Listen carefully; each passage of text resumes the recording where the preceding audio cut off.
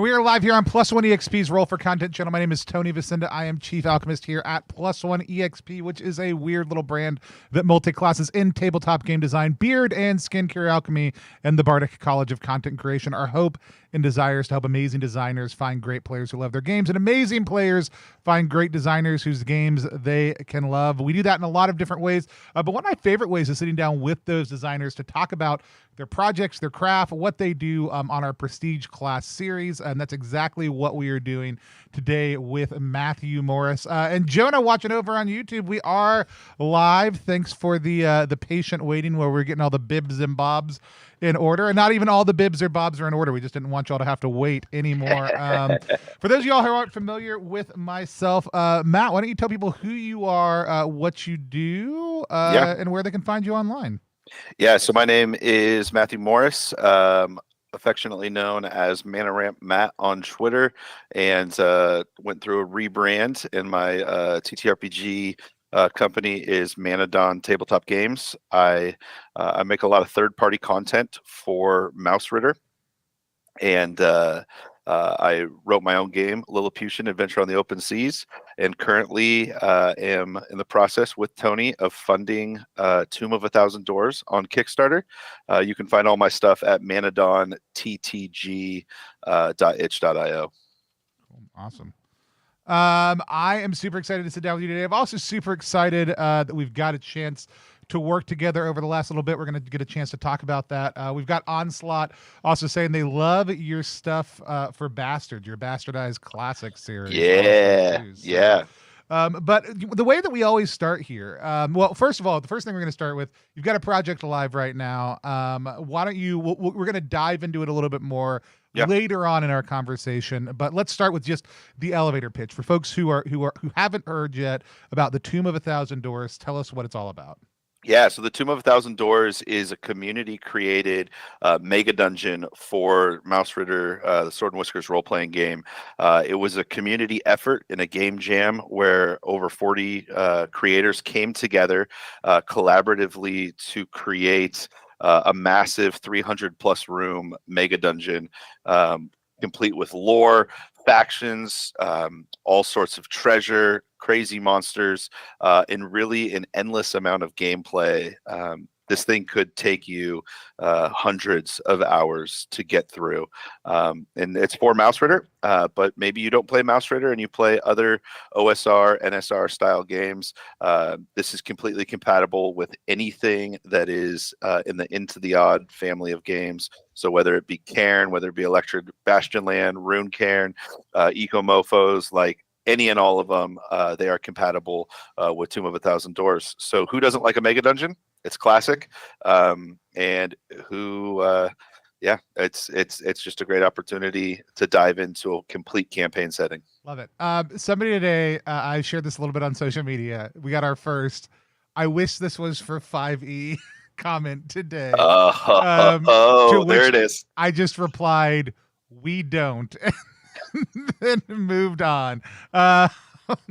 Here's the deal, and here's, if you play 5e, if you love 5e and you're like, we want to get the Tomb of a Thousand Doors and play it in 5e, you can do that. Here's what you will have to do: figure out how it turns into a 5e experience, because that is not included in it. It's a mega dungeon. It wouldn't be too hard to do, but you will have to do that work, which is what everybody else has been doing for the last couple of decades. So totally happy to have somebody play it in 5e if they want to. I wouldn't. I'd play it in Mausritter. I'd play it in Cairn. I'd play it in Down We Go. I'd play it in a Labyrinth Lord. I'd play it in a lot of old school stuff, because that's the vibes. But if you want to, you just got to do the math, and that's fine. But before we get to why Mausritter, what you love about that, because I do want to talk about that, let's just talk a little bit about you. Tell us how you got started playing RPGs. What's kind of your RPG lineage? Yeah, so funny enough, 5e is what got me in back in 2016. So let me go before 2016. Grew up as in an evangelical community that had some carryover from the 80s. So Dungeons and Dragons was you don't touch it. Satanic panic was real in the community I grew up in. And so I was always just like apprehensive. And then when I became an adult, I realized, oh, that actually looks really fun. So I was like, I'm going to sneak behind and try and see what it's all about. Found out, oh, there was nothing to be afraid of. And I'm still in that community. So now I'm like the one who's evangelizing for Dungeons and Dragons, telling everyone it's perfectly safe and it's extremely fun, and it's a great way to build community.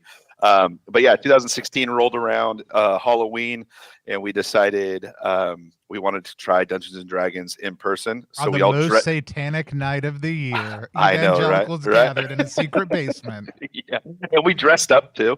And I played this like war cleric dwarf who was a monotheist, because I was still like, I can't do the I can only put a toe in. Yeah. And so I was hooked. I've always been a huge fan of world building from the time like I can remember. I've been drawing maps. I have like 3 credits away. When I graduated college, I was 3 credits away from a geography minor, just because I loved maps and cartography and all that kind of stuff. And so I've always loved world building. Tolkien is one of my biggest heroes. C.S. Lewis, one of my biggest heroes. I loved the fantastical worlds they created. And then I realized Dungeons and Dragons is that, but it's my world. And so played about, well, I'm currently still in a campaign that started back in 2016 in 5e. So we're breaking all the trends there. But when the pandemic hit, my GM was about to have a kid and needed to take a break. And I said, hey, I'll try it out. So I wanted, Redwall was one of my favorite books growing up. And so I was like, I want to do a little mouse 5e campaign. So I just Google searched at the beginning of the pandemic and found Mausritter, thought it was D&D 5e, and then I opened it up and I was like, what is this? This is not anything. So I just like threw it in a file. I can't do this math. Yeah. And then I had a friend who wanted to play Dungeons and Dragons in August, and I was going to teach him how to play. We were just going to run a one. I was going to be his GM. It was going to be a solo campaign. And I'm sitting in my office looking out the window. I've got all these bird feeders, and I see this horrific event take place where there's this tiny field mouse, and this scrub jay just dive bombed it, and then like picked it up and threw it in the air, and then just like destroyed the thing. And I was like, 1, I didn't know scrub jays did that, and 2, being a mouse is completely terrifying. And then I was like, what if rather than being like medieval mice in a medieval world, what if you were just a mouse in a human world? And then it hit me, that game exists, and I have the PDF. So I opened up my computer, found it. At this point, I knew what Into the Odd was. I read Mausritter. I was like, oh, this is Into the Odd, but mice. And the rest is history. Awesome. I've been doing that ever since. Yeah, so for anybody watching Into the Odd, typically 3 stats. You're going to roll 3d6, and then you're going to try to roll underneath your stat. Hit, protection, HP is how much damage you can take before you start taking damage to your stats. It's a really lean system. Lots of times a couple numbers you roll might dictate, your background or how much starting money you start with. Those might dictate items you have. There's all kinds of different ways that Into the Odd gets broken down, but a very, very lean, very great system by Chris McDowell, whose work we love. We love when we get a chance to play Children of the Odd or Mark of the Odd games here on +1. And so Mausritter has been one of those. Like, we got to play with Isaac originally. I think we were one of the few English APs, and so what everybody like, it's been a popular video on our channel.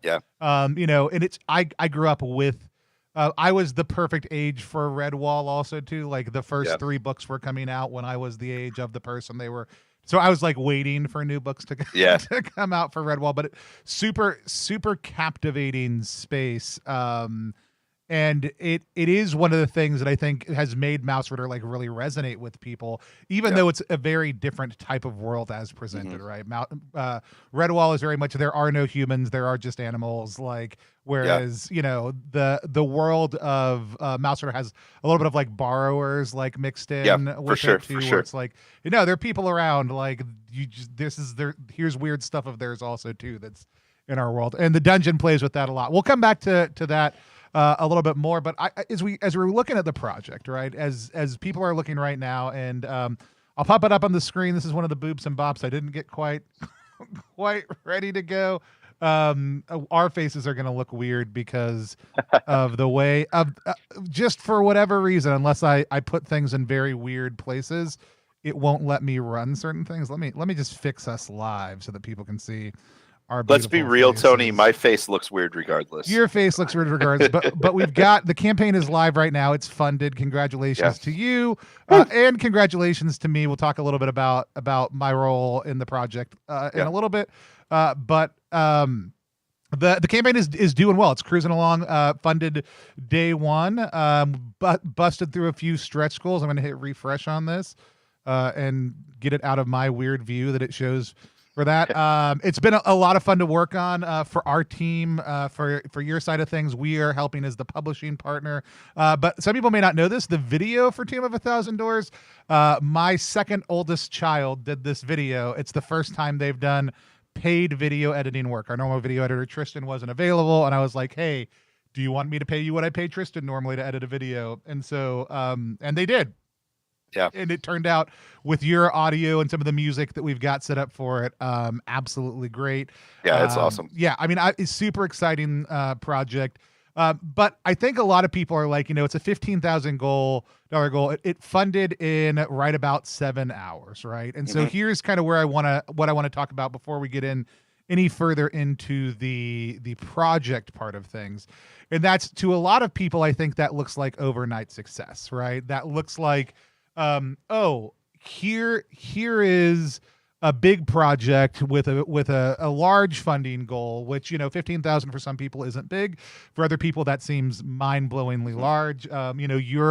Your next largest project before this was in the thousands also too, but not in the 15,000s. Yeah, I think it was 3.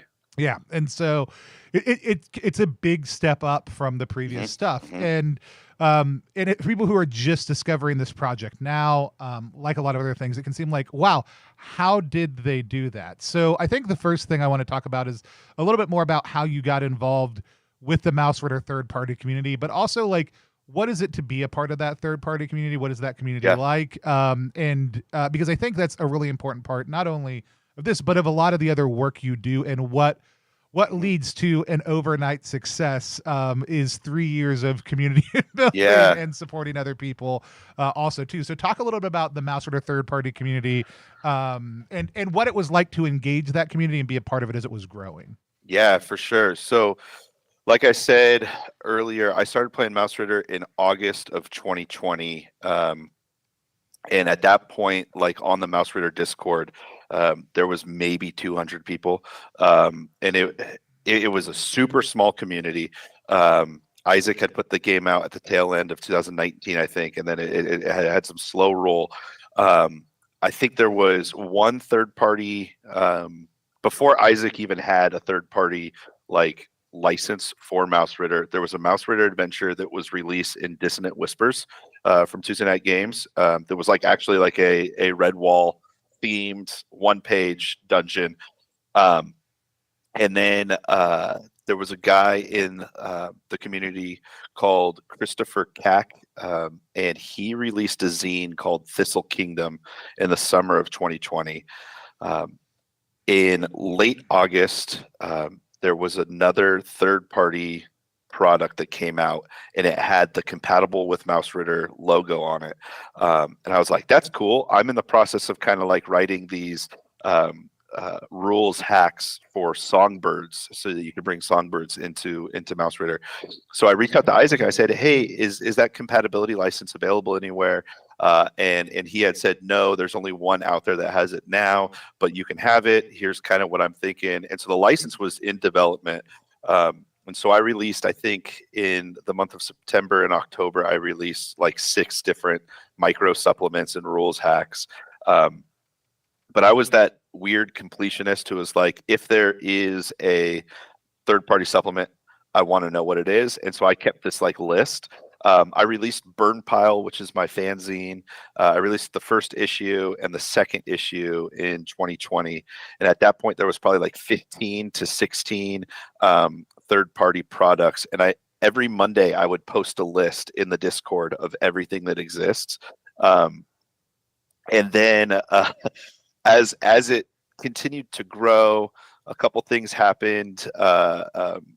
More and more people were doing it. So then I started making a spreadsheet, and Isaac was going to go out of town for about 2 weeks and wasn't going to have cell service. So he sent me a message, said, "Hey, you're in here all the time. You're kind of a nerd. Would you be a mod while I'm gone?" And I said, "Absolutely." And then I've been a mod ever since, and have been able to help foster that community. I mean, the credit goes to Isaac for creating a community that was so inclusive, so welcoming, and so creative, which is kind of who I want to be: welcoming, creative, all those things. And so it fostered me. I had the opportunity to foster a lot of people in that. And by the time early 2021 rolled around, there was like 40 supplements. And I think at that point, Walt from Libre de Ladorum was posting like Morkborg Mondays and all those kind of things. And I was like, oh gosh, they've got like 400 Morkborg supplements. We got to catch them. And so we did a game jam. Good luck. Yeah, well, I know. There was a time we posted that meme with like the bros doing the class with the big muscles, and it was Mausritter and Morkborg. We're like, but yeah, they just blew away past us. But we did a game jam in March where we created a setting, and it was called the Ritter March. And we had about 50 people submit to that. It was really successful. So then in May of 2021, we did Mayfield, which was the same thing. We created a hex crawl, populated with a bunch of stuff, got about 30 third-party creators from the Mausritter community together to do that. We actually published that zine, and 100% of the proceeds of that went to charity, which was super cool. And then we did like another one in November that year. It was the NPCs of November. And we created a card deck of like 70 NPCs for Mausritter. So you could like randomly draw who the NPC you run into was, which was super cool. Got a lot of people creating. 2022 rolled around, and we did Megadungeon Mayhem of May, which is what became Tomb of 1,000 Doors. But all throughout, we've been fostering this just creative community of people. Whether you are like, you do this professionally, you do it as a hobby and you have some skill, or you just can put it in a Word document. We want to platform you. And so we'll have people just submit like plain text, say, hey, does this adventure work? And a bunch of people who've been creating Mausritter stuff say, yeah, this is awesome. We work together. Some people, I've had the opportunity to just take someone's text document. I had a spare hour. I threw it in, got it like laid out as a trifold, and put a few pieces of public domain art, send it back to them and say, hey, do you like this? Publish it, make some money on it. Don't pay me. I just want to see the community grow. And we've seen that in this last winter. Myself, Isaac, and Hugh Lashbrook, who did Kiwi Acres, which is a huge Mausritter setting. We compiled my list of, at the time, like 550 Mausritter supplements. Hugh created a website called the Mausritter Library. It's library.mausritter.com. You can actually get directly to it through through Mausritter's official website, and it catalogs every third party, every non-English language Mausritter supplement that exists in the world. And I scrub the internet probably 2 or 3 times a week just to make sure I have everything. And it's just the ongoing catalog of everything that exists. I think we're at a fun number right now. I think there's 666 Mausritter supplements. Yeah, 666 resources. Eat Yeah. that, Merkborg. No, yeah, what now?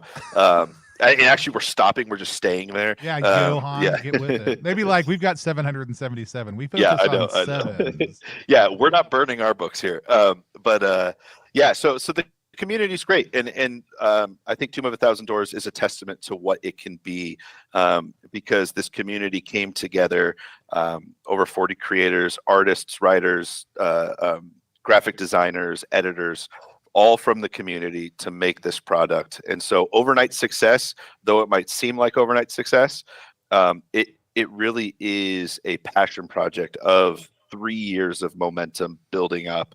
And I'm going to speak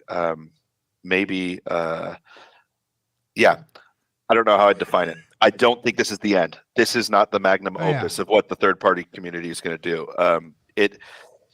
This is just the launching pad for I think where we can go as a community. Yeah, it's super enviable, and like I said, I think it's really important because people always want to know, like, how did Ex Libris Merkborg, and that in that community grow? How did the Mothership community grow? Like, exactly. What has spawned these? What's kind of the secret sauce? What is the and lots, or we have people who come in who like, I've been investing in the community so much, like, and I'm not seeing any rewards, and you're like, well, how long have you been investing? They're like 6 months, and like for somebody that might be the entire because lots of times like that's the entire length of time that you've been investing in the community, and so for you that's 100% of the time. But for that community that may have existed for a couple of years before you, or maybe coming into be like, there's no context for what that means. And also lots of times when we look at Mothership $1 Million Kickstarter, right? Like that came from years of investing and nurturing a community. And there's this mix of,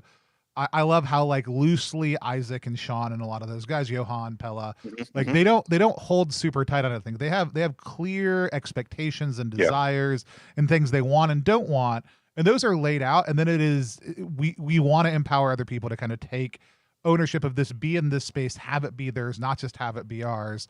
And it's always interesting to see what lines they come down on. Usually they're ones I agree with.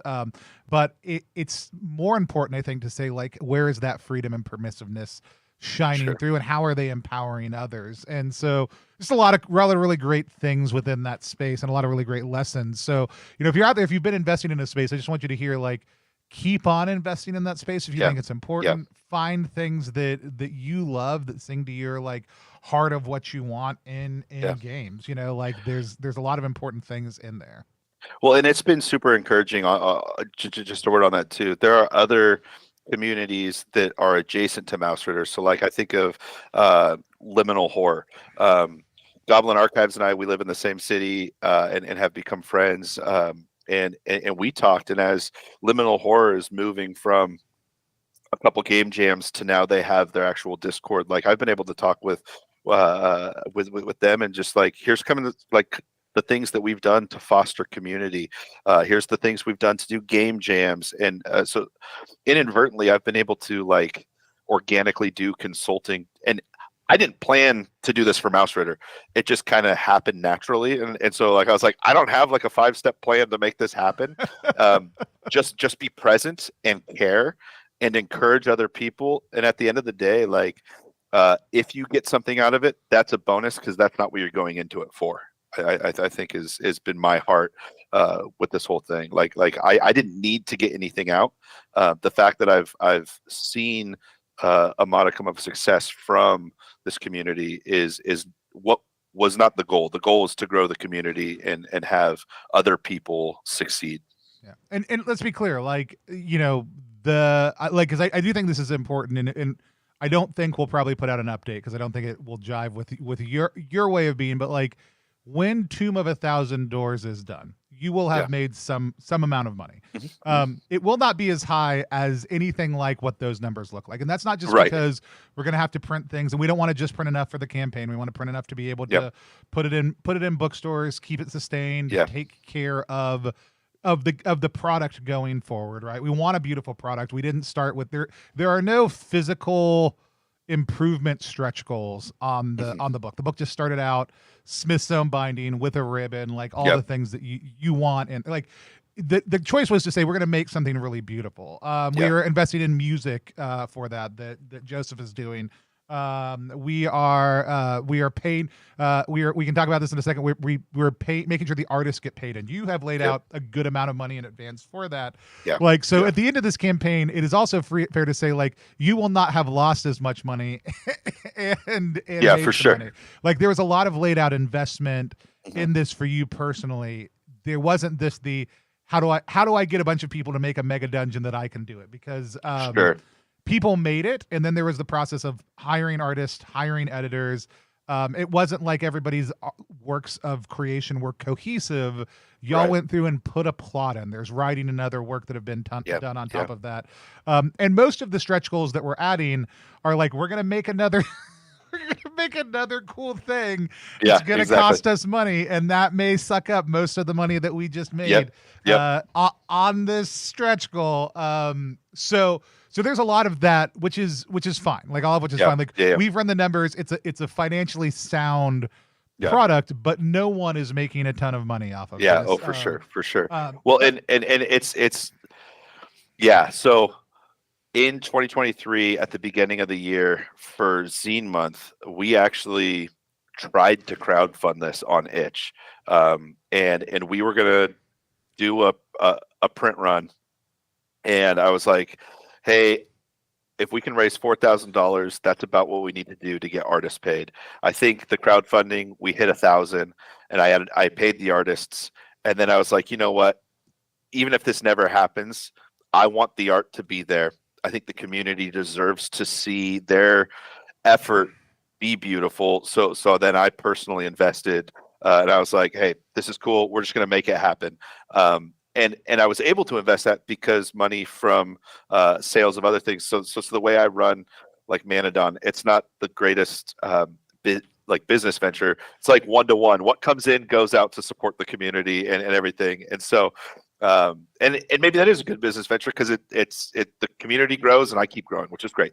But then I had paid for art from Bruno for the GM screen and the cover, and then like I had kind of put it on the back burner because I was doing a bunch of bastard stuff, and then about 6 months later the artwork came, and I said, oh dear God, we need to get this in print. We got to do a Kickstarter because art really, I mean, Bruno's stuff is amazing, Felipe Faria's stuff's amazing, Fernando Salvatierra, who's done over 40 maps for this. I mean, it is a labor of love, a passion project. And at the end of the day, if even I got a book as payment, I'm happy because the community is blessed as a result.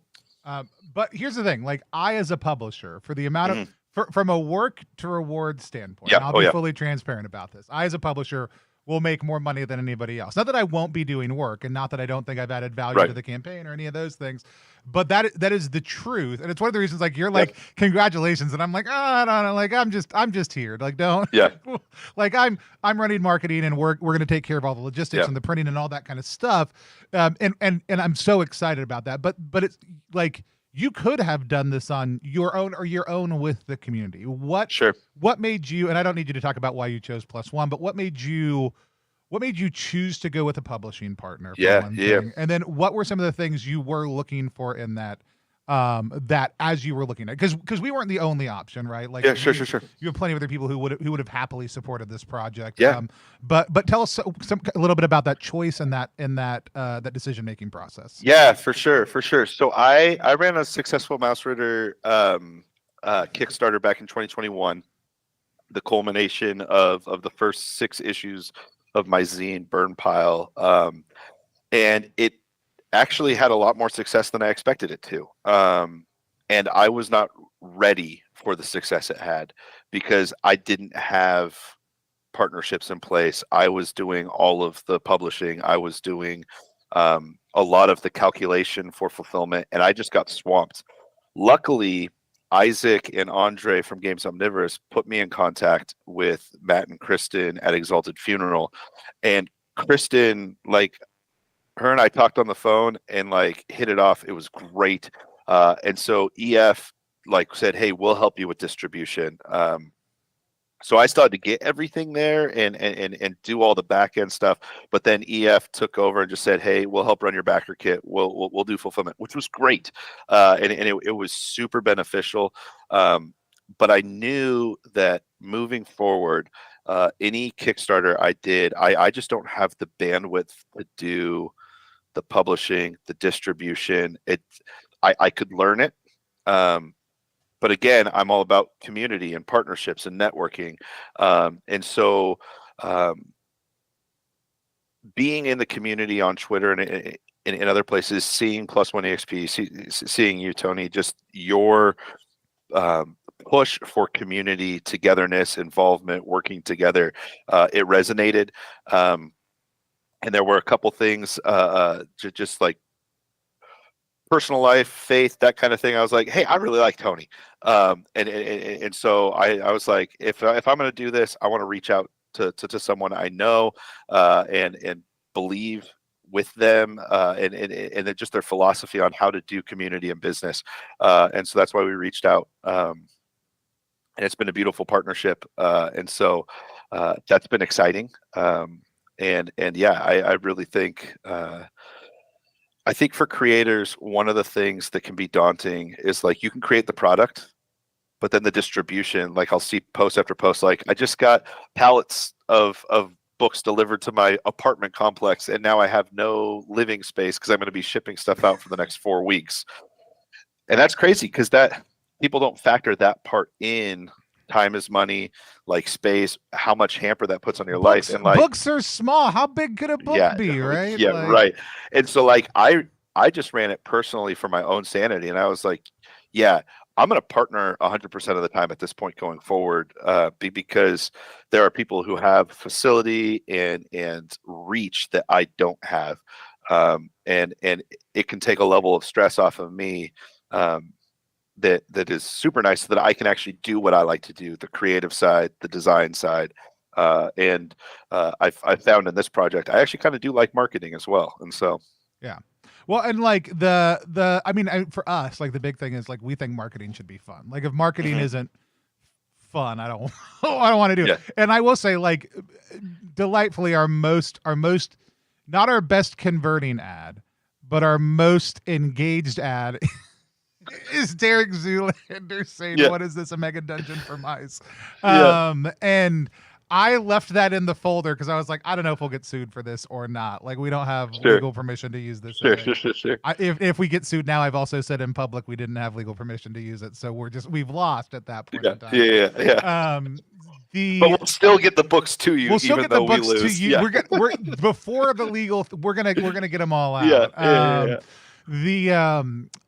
So anyways, but like, it's our best converting one, and like for me, it was just literally like, this is funny. And I want to run this ad, and I don't know how well it'll convert, right? And it's doing well in conversions, but it's doing better in like people engaging with the ad, and also like clicking through. The click-throughs are the highest. And so like it's been super fun. But like for me, it's also the other thing, like sitting down and playing the game. Like last Friday, we're gonna play again this coming Friday. Like those types of things, nothing is enjoyable and nothing helps people get a better sense of what a game is about than sitting down and playing it with people. And I think we oftentimes don't think about that as marketing, because as designers and players, like that's not why we do that thing. But it is the case with almost any item, any product, right, or any game, that using it and doing the thing you're supposed to do with it, let people know this is either for me or this isn't for me, which is all I want when I'm advertising, when I'm marketing. Like, is this for you? Is this not for you? If it's not for you, like, no is the second best answer after yes. Like, let me think about it is the worst answer in the world. Like, I just want a yes or a no. Like, like, think about it if you need to, but I just want a yes or a no. No is fine. Like, and it's really important to know some of that stuff. And again, marketing is fun because it also lets you see the fruit of community engagement. Like people who are like, we want to show up and help. Like, Yohai and Marco and like all the folks who kicked in input on the crowdfunding campaign, right? The folks who have shared the project is live. Like all those things, people wanting to see it succeed. Like when you're building marketing in an ethical way that is oriented around making things better for community and making good products, it is fun. When you're slinging shit, like that's what no one wants to have to be doing that, right? And so we don't, like, it's just that easy. So two things I want to hit on. One real quick. You mentioned the GM screen, which it's really easy to get a mock-up of a book done. It is hard to get a mock-up of a GM screen done. But you've built one. Like you have not the final version. The final version will actually be like board and stuff. I'm gonna make everybody watch me mess around with things again so I can get, hold on. We're not getting the best the best image of it. Let me switch this around real quick. I'm going to move you up to a slightly bigger screen so that people can can get a better sense of it. Everybody watching me do these edits live because that's the only way it can happen. All right, go ahead and hold that. Hold that. So this is just a mock-up. Yeah. So it, in order to make it, I had to make it like a Z fold. It won't be a Z fold if you have like the OSE Game Master screen. It's going to be more of like the normal fold. But yeah, it's the artwork from Bruno. It'll have the Tomb of 1,000 Doors, and it's just this sprawling dungeon scene that is, I mean, it's beautiful. And the inside is full of like all of the tables, all of the main monsters, and then it's got like a full map with a keyed table of contents to like each section in the book.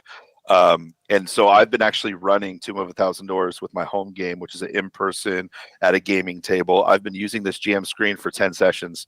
And yeah, I mean, it works. It's got like, I haven't need to flip through the PDF or my printed copy of it, because I have all the tables, all the stat blocks in front of me.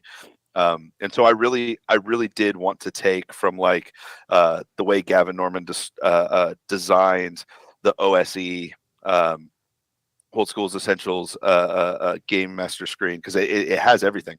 And just, I don't know, A4 landscape is pretty cool, and so the Game Master screen is going to be able to fold up perfectly with the book. And because of that, we decided we'd make our character sheets also A4. Yeah, I was like, A4 seems big for the Mausritter character sheet vibe. But I think with that said, and then of course once we were at that point, have we revealed this one yet? This is the one that's revealed currently. Is the box one the one that's? Yeah, the box one isn't revealed yet. Okay, it's not revealed. It is revealed. Oh, it's not. It's revealed. We haven't hit it yet. Yeah. So at 40K, we will figure out if you got it at that sweet $125. Man, we should have charged more than that level. Then you'll get it. Otherwise, you'll need to add it on. But we are doing a. If we hit that 40K level, which we probably will at this point in time, we're going to get the option to put a box around the outside. So you'll be able to slide the GM screen, the Megadungeon, the character sheet thing all in there with a little bit of loose space for whatever other papers that you need. But it'll make a nice, easy way to carry this this tome around. And I guess we'll have to get more art for that also. Oh, I know. Yeah.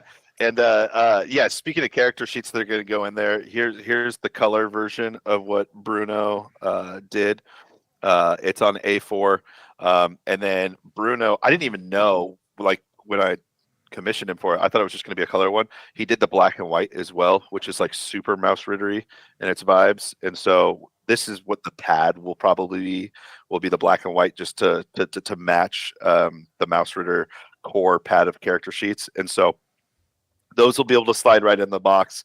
And then as one of the add-ons is a 13 by 19 map of the Tomb of 1,000 Doors, which just so happens when folded in half, hamburger, hot dog, and then cut on half of that folds down into an A4, so it can just slide in there as well. So you'll have, we're making a box set. We didn't set out to have a box set, but we have a box set. But then I was like, everything's A4. We should just see how much a box costs. Yeah, exactly. So, no, but super excited about all the different like ways that it's coming together. And again, also like just the community because of that, because like this has come up a couple of times, and I didn't get this image ready beforehand, but we are gonna announce, and right now trying to put it in, I think will be weird because of everything that's going on with my back end stuff.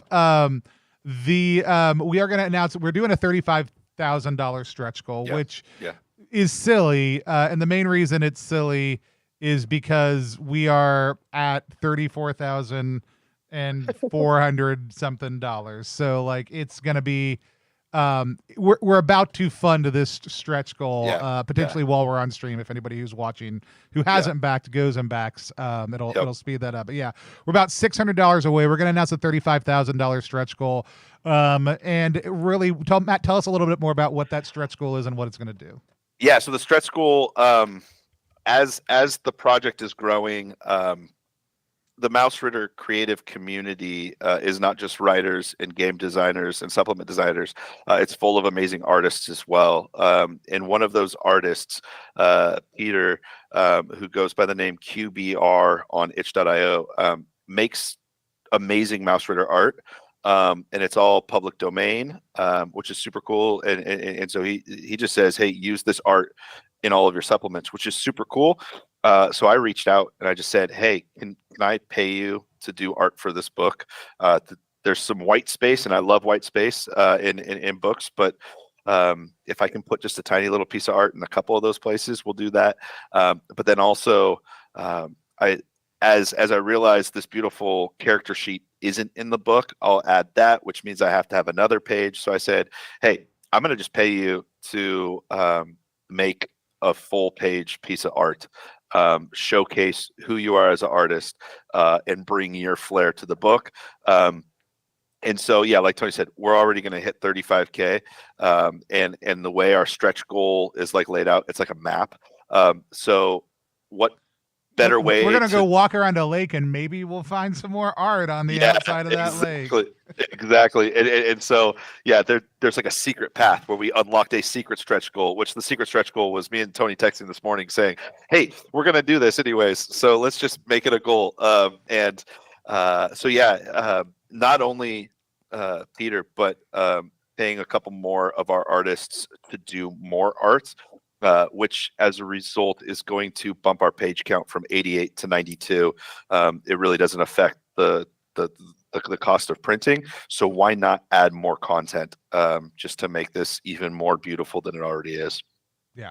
No, I'm super excited about it. You know, we were also talking about it, and just in case anybody was wondering, because there's like all these conversations about this, you know, Matt and I have had conversations from the get-go of like, what do we need to pay contributors, right? Yep, and this, some of this is going to sound wild to y'all, but like a lot of people are like, don't pay me. I don't want to get paid. Like I did this because it was part of a jam, and then there's other people have done more with it, right? Yeah. There are other people we absolutely need to pay as part of the process too. Sure. Also too, so a lot of that's already happened through all the different funding so far. Mm-hmm. But we are going to go ahead and increase the amount of pay that all of the contributors who want to get paid are getting, and if they only wanted book stuff, then we're going to increase the coolness of the book stuff that they're getting also too. And we offered everybody both, like, right, like everybody had that option. That was a choice.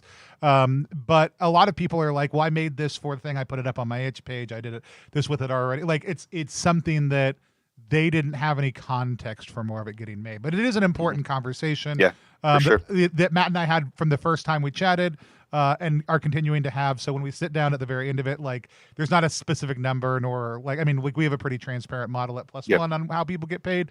But we'll sit down at the end of the campaign and say, how did we do? What does the budget look like? How much can we increase people's pay? Yeah, exactly. Because of that, and figure out a number that we feel like is fair for the 40-ish people who contributed in some way, shape, or form to this project.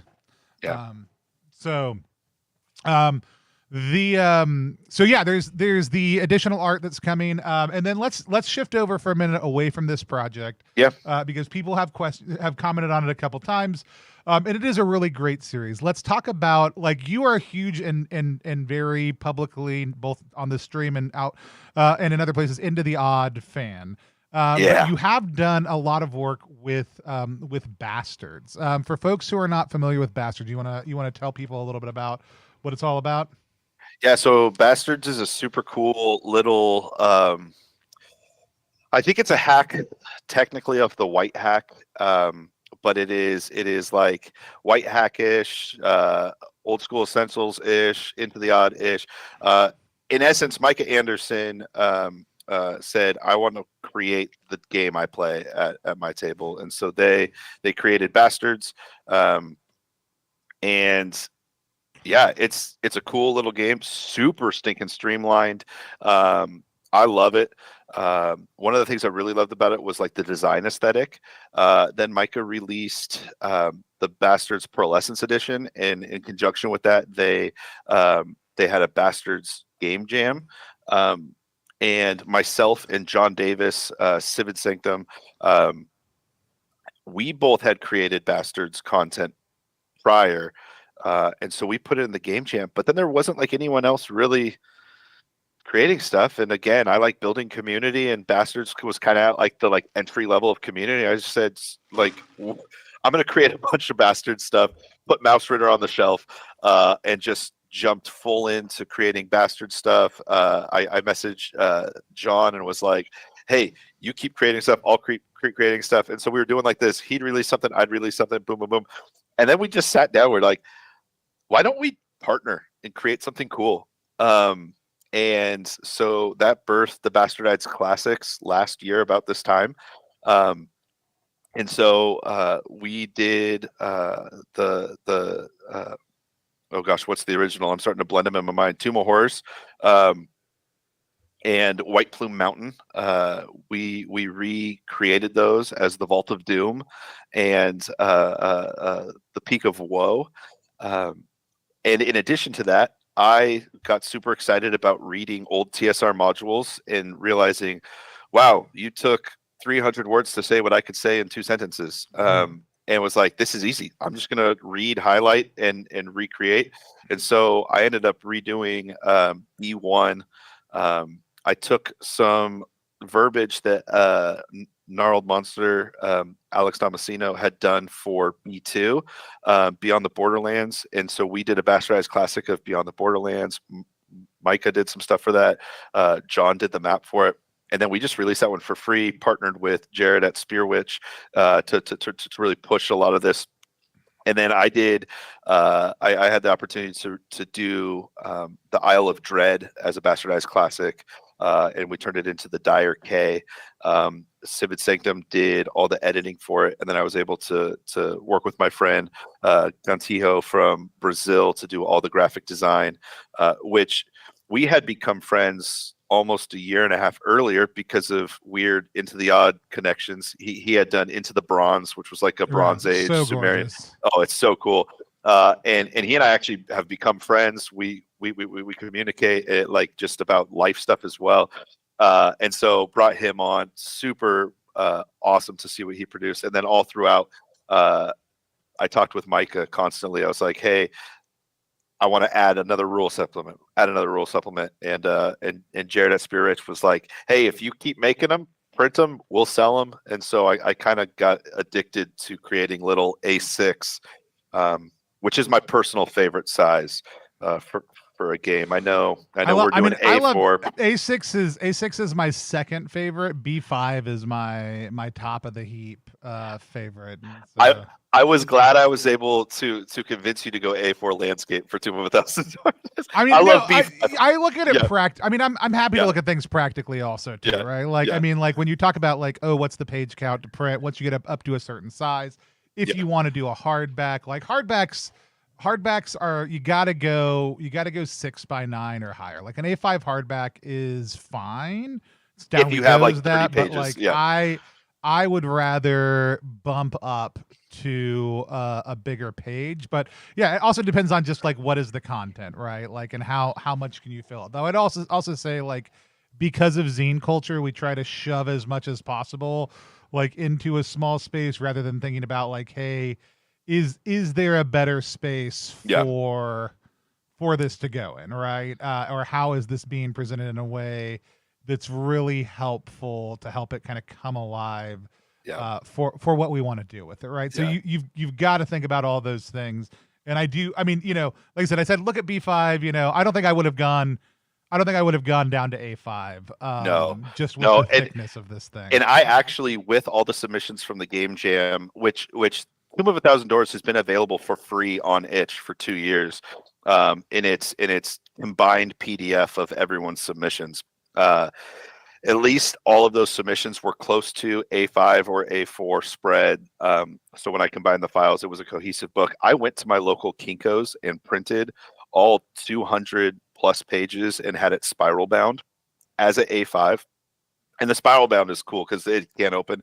But to try and do 208 pages in an A5 hardcover, you would have needed vice grips to try and open it and keep it open. It just would have never worked. I love it.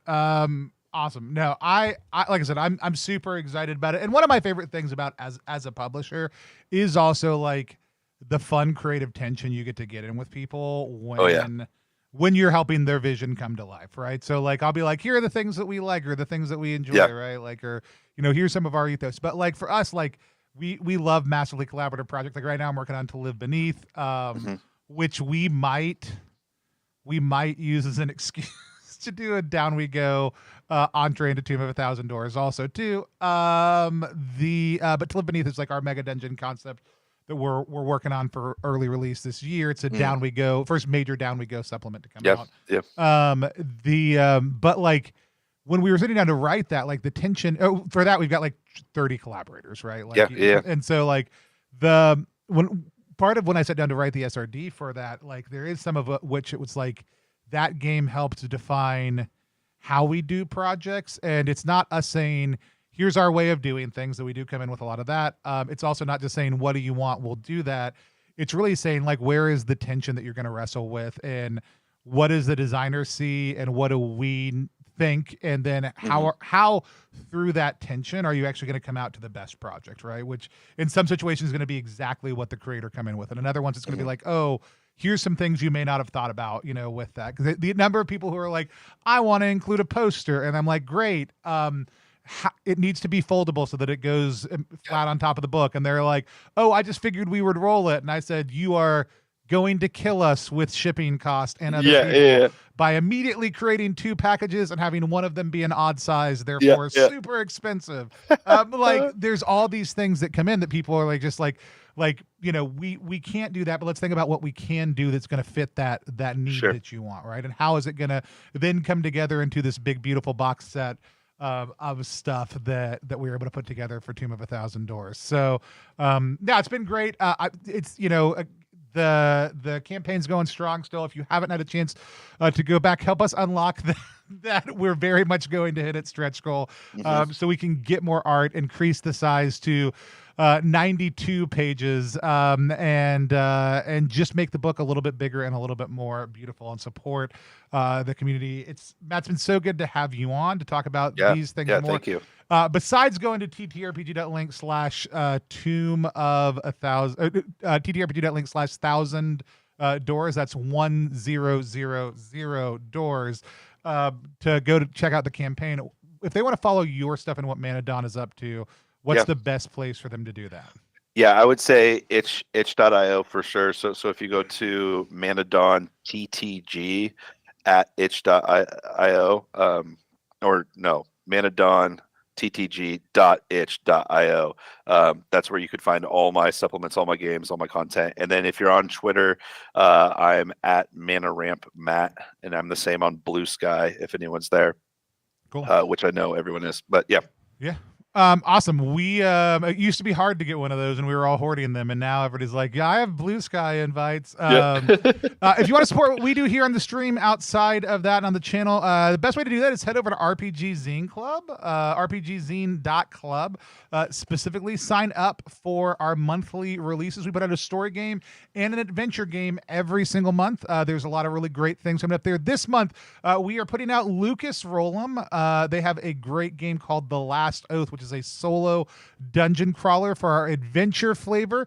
We also have The Family Order, which is a storytelling game about a generational storytelling game about a family of magicians who can change the very nature of magic from generation to generation, by Megan Cross. Those are coming out next week. And if you sign up anytime this month, that will be the first zine that you get. But we got new ones that come out every month. So next month we have Longsword by Viditya Violetti coming out, and Tenoli Mi Tinger. I'm mispronouncing it. It's Filipino that means touch me not, basically. But it is a kind of Pride and Prejudice, but not colonialized look at Filipino kind of soap opera culture that Pam, the Dovetailer, put out. We're super excited to bring that one to print next month. New great titles every single month by emerging and diverse voices. Head over to rpgzine.club to check all of that out.